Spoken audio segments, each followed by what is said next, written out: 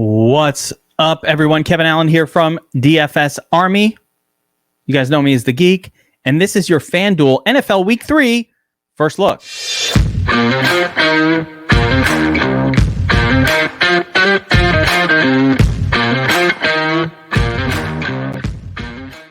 All right. We are heading into NFL Week 3, and we got a bunch of interesting takeaways coming out of week 2. Some interesting things going on with the running back position. We saw, for example, Houston, all of a sudden, Dameon Pierce might be a thing. Shifted all the action to Pierce. Of course, we had the Bengals get blown up by another defense. That's 2 weeks in a row that's happened. Big week from the Ravens. So before we get into the actual player-by-player breakdown, we're going to take a look at the FanDuel salaries for Week 3. We're going to see if there's any bargains out there. We're going to see who are the cheapest viable plays. We're going to put a lineup together. But first, I like to go through all the games and just get a sense of who we're going to be targeting this week. So really interesting, the highest game total of the week is this Bills-Miami game, which is a little surprising because the Bills' defense is absolutely elite. But Miami did their thing last week as well with that crazy game by Tua. Oh, my goodness. Double stacks with the bring back, the whole deal. So I think there'll be a lot of people chasing that. This is the highest total on the slate. Bills are essentially unstoppable on offense right now. Interesting game to keep in mind, but also might be an interesting one to stay away from if it's going to get overly chalky, where there's maybe a little bit better defense for that Bills team than people think. Here's a gross 40-point total. Bears, Texans, not really want a whole lot of that smoke. We got the Bengals and the Jets going here. Jets are at home. You know, Bengals, angry Bengals at this point. They've got to be angry after what's happened the first couple weeks to them. 45-point total in that game. I think the Bengals come back strong here against my beloved New York Jets. Patriots, Ravens coming off the big week. This is a really low total game as well at 43.5. So not super excited about that one. KC at the Colts. Colts took the L. Maybe they're not that good, but they took the L to the Jaguars. Man, the Jaguars just own the Colts, especially when they're at home. And now we get this high total game. Pat Mahomes, probably not,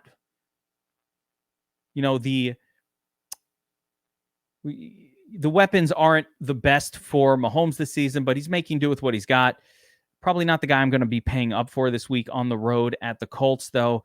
A game I really like is Detroit at Minnesota. Minnesota, of course, the disappointing Monday night game, but we already know that the Vikings can't play in primetime. This has been years of Kirk Cousins doing this. So I think they get right back to their big-time scoring ways. I'm interested in the players on both sides of that game. So let's hold on. Let's put that one in our pocket. Second highest total on the slate and likely to be a competitive game.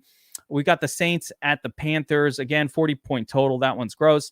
We've got some players on the pan, obviously Christian McCaffrey, but probably going to stay away from that game for the most part. That total's pretty low. Another exciting game, though, on the slate is Eagles at Washington.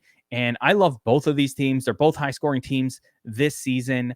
47-point total, under the radar. Let's keep an eye on this game and the players from it. A.J. Brown, I don't know about Devonta Smith, the Slim Reaper, or Miles Sanders, but Jalen Hurts, A.J. Brown, Dallas Goedert on that Eagles team, and of course on the Commanders, Curtis Samuel. Don't sleep on Curtis Samuel. He is the cheat code this season. Carson Wentz coming up 2 30-point games in a row. Can he make it 3? I don't know. Washington has a lot of good weapons. Gibson's going strong right now. Logan Thomas at the tight end position. You've got the rookie. And Terry McLaurin's the forgotten man. Really interesting game. Of course, we got the Raiders at the Texans. That's a 45.5-point total. That one's sort of in an interesting, it's kind of a weird one. I'm not sure if I like it or I don't like it. I don't know. I haven't formulated an opinion on this. I think the Titans might be terrible, but maybe they're not. They looked really bad on Monday night, but everybody kind of looks bad playing against that Buffalo defense. So, yeah, I think the Titans are a little bit in trouble this year, though. They're feeling that A.J. Brown loss, and Treylon Burks is not doing it for the replacement. Chargers home against the Jaguars, 48-point total. Gotta like what the Jaguars have been doing this season so far, but the Chargers look really good in this game. if Keenan Allen is out, then I'm all about going right back to Mike Williams. So let's see what happens with their wide receiver situation. Here's a gross one.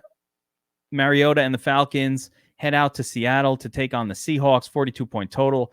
Man, I think Mariota's just fine as a quarterback, and Drake London is looking like the real deal coming out of that rookie status into sort of good player that we can feel confident starting. I'm putting Drake London in the starting lineup of my season-long teams. He's been on the bench. He's ready to move up. He's ready to move up.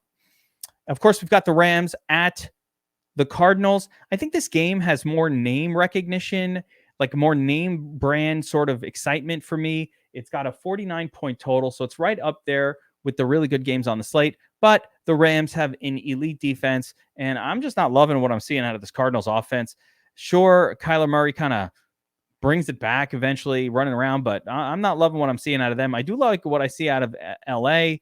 The running back situation in Los Angeles is interesting because it seems to have shifted back over to Cam Akers, or at least more of a 50-50 split, which makes it pretty gross in general for fantasy purposes. Not super interested in it.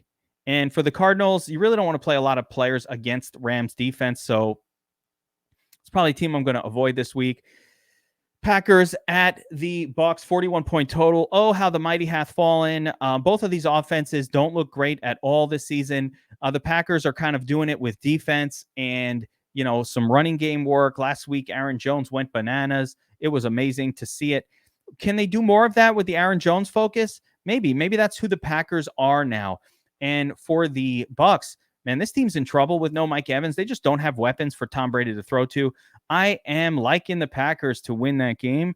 I think the Bucs are going to have to lean heavy on Leonard Fournette to have any sort of hope of emerging from this one with a W. So with all that being said, let's take a look at the FanDuel salaries for NFL Week 3. Now, first thing I always do when I'm kind of looking at the salaries is I like to look at defense and try to find what the cheapest viable defense on this slate might be.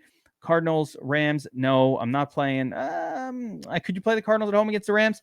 I don't think I'm doing that. Lions at Minnesota on the road, not interested. Jacksonville at the Chargers, not interested in that. I mean, we saw Baltimore play so well last week. I'm definitely not excited about playing any kind of defense against them.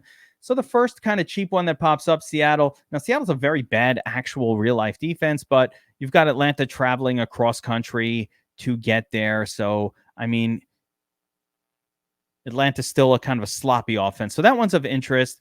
Got the Raiders at Tennessee. Tennessee's also kind of a bad team. So I don't hate the idea of using the Raiders here, but Raiders are a pretty bad defense as well. I'd rather get a better defense. And the one I'm going to pick here are the Bengals. They're at the Jets, but remember, it's the Jets. Bengals burned everybody last week. No one's going to want to play them. That makes me want to play them. Why not? 3,600. It's not the cheapest defense on the slate, but we're just a few hundred above it. And if we have to, we can always drop down to just the cheapest one on the slate. Now we'll go over to the quarterback position. And of course, up top here, Josh Allen looks great. He'd be my pay up option if I had to choose one. If I was forced, it would be Josh Allen, top choice. Coming down a little bit in salary, Justin Herbert, more of a what I'll call a 3 max play. I like the spot. They're at home. More of a tournament play for me. Jalen Hurts, though, he seems like the perfect mix of saving a little bit over Josh Allen, but still getting elite running QB upside in an elite game environment. So I'm going to start this lineup off with Jalen Hurts. We'll continue down through the QB position, though, and just kind of take a look at some of these names. Kyler Murray, like I said, against the Rams, not super excited. He's playable, but more of a GPP sort of play for me, not somebody I'm going to try to target in smaller format lineups. Matthew Stafford in a much better spot. He doesn't do it with his legs, but he can do it with his arm, and I like the game total on that one. Matthew Stafford's fairly easy to stack as well. That team just doesn't rely on the running game, so they throw for a lot of touchdowns. Cousins stack with Jefferson, pretty comfortable, and we can get Irv Smith Jr., who kind of popped a little bit. in the showdown the other night. And of course, Adam Thielen as well. Carson Wentz, 3 games over 30 fantasy points. I'm not sleeping on Carson. I'm still down with the C. I don't know. I was never a Carson Wentz guy. I always hated him, but you know what? I'll give him props. Joe Burrow at the Jets. Sure. Why not? Again, more of a tournament guy. I think they could lean on the run potentially. Tom Brady, I'm just off this week, not touching it. Tua, are we chasing last week with Tua?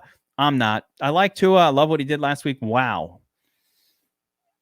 I'm not ready to chase that. Marcus Mariota is a little bit interesting. I want to see what his rushing numbers look like. Yeah, I mean, he had the 72 rushing yards in week 1. This guy can run with the football. He's not afraid to run it. I do not hate this idea, even with the 40-point total, of playing a little. And again, in tournaments, I think in cash games, we stick with Jalen Hurts. But in tournaments, all right, what if we did a little Mariota to Drake London stacks? Not the end of the world. Moving down the list here. Trevor Lawrence, no on the road. Joe Flacco, Joe, hell no. Mac Jones, Davis Mills. Yeah, I think that's about it for the quarterback position. Shifting over to the running backs, running back has been hard this year. I know it's only week 3, but week 2 was rough. There was only one running back, Nick Chubb, that really did anything in all of week 2, outside of Aaron Jones, who was not on the main slate. On the main slate, the only running back that really did anything worth having was Nick Chubb. So if you chose anybody else, you were kind of wrong in week 2. When is it going to turn around? Hopefully it's this week. At the top, we've got Jonathan Taylor coming off that dud. He showed you his floor last week, and it is gross. You get a 6-pointer from a 10K player. You might as well hang it up, turn off the TV, shut down the football for the day, watch some Game of Thrones, House of the Dragon, Sunday night. No Sunday night football. It's just too miserable. Too miserable after having played Jonathan Taylor. Derrick Henry hasn't had a good game yet either so far this year. This might be the spot where he pops off. This could be it. But I'm not trusting it to where I want to pay all the way up. Again, if you pay all the way up like that and you're wrong, you are toast. Austin Eckler, similar. I mean, a lot of these plays are kind of similar. None of these guys have been that great. Christian McCaffrey, where's the volume? 5 targets, 4 receptions, 15 carries. I mean, this guy is so good. Why are they not feeding him? I do still like him, though. I don't care. But against New Orleans, that elite run defense, maybe this isn't the week to get on the CMC bandwagon. Dalvin Cook, again, has not had a good game yet. This does feel like a spot, like a get-right spot against Detroit. So do we feel safe with Dalvin Cook? I don't know. I definitely don't feel safe, but I think this will be a spot where, he could pick it up a little bit and maybe sort of improve. Joe Mixon, he's at the Jets. This is the same Jets team that gave up 3 touchdowns and a monster day to Nick Chubb. So Joe Mixon is definitely in my mix. Joe. All right, I'll stop. DeAndre Swift was on a snap count last week. If they do that again, I'm still off of him. I told people to get off of him, when we heard about the snap count. Of course, he pops one for a touchdown anyway. He's that good, but there were very few touches last week, and we cannot afford to pay $8K for guys like that. Yeah, Cordero Patterson also, more of a FanDuel, more of a DraftKings play for me. Hilaire, a little too expensive here. This is the zone, I think, of interest. When you see how the slate kind of works out, I don't like to put in the most expensive players on the slate in my lineup first. I mean, those, hey, if we have room later, we'll swap up. But Leonard Fournette, look at all this usage, 24 touches, bunch of targets, 21 and 2, 25. That's enough touch volume that eventually the fantasy points will catch up to the volume. That is just the math of football. Another guy I don't mind is David Montgomery. David Montgomery, you know what? 122 yards. He was out there rumbling, stumbling, and bumbling, as my boy Chris Berman would say. And now he gets the matchup against Houston at home. I really like this spot for David Montgomery. No one likes Montgomery. Everybody hates David Montgomery, and that makes me like him. He's going to be low owned. going to plug him in. But we'll continue down the running back ladder here. Aaron Jones, the big week last week. But again, at Tampa, not so sure if that's the... Let me see how many of those were targets. Yeah, a lot of his big week was just rushing work, which doesn't work as well against Tampa. I just think this is a low-scoring game. It's one I want to kind of stay away from. Antonio Gibson, though, he's in play. He's in play for 6,700. No question. No question. Love this game environment. He's getting most of the work for his team. 14 carries, but 8 targets week 1, 4 targets week 2. So, the workload is there. Jimmy Robinson. I mean, I don't love this matchup, but you can't ignore Robinson at all. He just will not. He won't go down. It's supposed to be ETN. This guy has an Achilles. Here he is doing his thing. It's really impressive. I got to give him credit. Josh Jacobs getting a lot of touches for a guy at 6,500 in an elite matchup, but he's just not doing anything with them.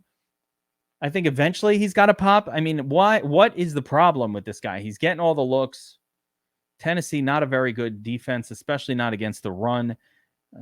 It would be hard to pull the trigger there, but maybe we should. No.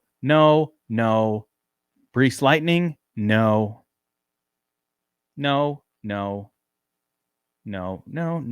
J.K. Dobbins was supposed to come back last week, but didn't. Keeping him one more week. They're being super cautious. There's no way I'm playing a running back at New England. No. All right, here we go. You want to live dangerously? How about Dameon Pierce? 11 rushes, 1 target, got the work. Rex Burkhead, more importantly, got nothing. So it looks like it might be shifting into the Dameon Pierce show. Maybe. For Houston, maybe they're ready for it. Let's see what happens this week. But for 5,800 on FanDuel, it's worth a shot. Cam Akers, again, I mentioned that they shifted the workload over to Cam. He had enough work to actually do some damage, and I don't mind him at this $5,800 level at all at Arizona. I kind of think they'll give him more and more work every single week. I don't mind it. I'm probably not getting to debt. Definitely not going to do it like in a cash lineup, but I think that Cam Akers can effectively be looked at as the guy who is the primary guy for the Rams. That's about it at the running back position for me. We're going to leave Fournette and Montgomery in here, but a nod to Dameon Pierce. I'm going to throw Dameon Pierce here. It's not the norm to put 2 running backs from the same game into a lineup. I'm just going to leave him here as a placeholder and see how the lineup comes together. Now, let's take a look at the wide receiver position. We already started our lineup with Jalen Hurts. So in my perfect world, I'd love to fit A.J. Brown in there. But, right at the top, of course, Cooper Kupp is the GOAT week in and week out. If you can afford him, you want to play him, especially in cash games. Justin Jefferson, if I have to choose between Kupp and Jefferson, I'm always going to favor Cooper Kupp a little bit. But Justin Jefferson's right there, especially in this matchup at home this week. Tough coming off a stud, off a dud, like that as well. Cooper Kupp has not had the dud yet. He just kind of puts up studly numbers every week. Justin Jefferson, a little bit of a dud last week, so I don't mind going right back to him. Devontae Adams, another dud from last week. Don't mind going right back to him if we have to. Here, he's a little expensive, but like I said, I don't mind going right back there. Chase is more of a GPP only play with T. Higgins back, Tyreek Hill. This isn't the greatest matchup. I'm going to avoid it. Same for Stephon Diggs. I mean, I love Diggs. Without Gabriel Davis, I mean, it's very obvious that they're only going to throw to Diggs, and he's a beast. Let's see what happens with Gabriel Davis, though. A.J. Brown here, I kind of want to try to afford him. Let's see if that can be made to work. So I'm going to plug him in. Amon-Ra, what a week he had last week. You can go right back to that. I think Amon-Ra is a super stud, and we can go back to him every single week.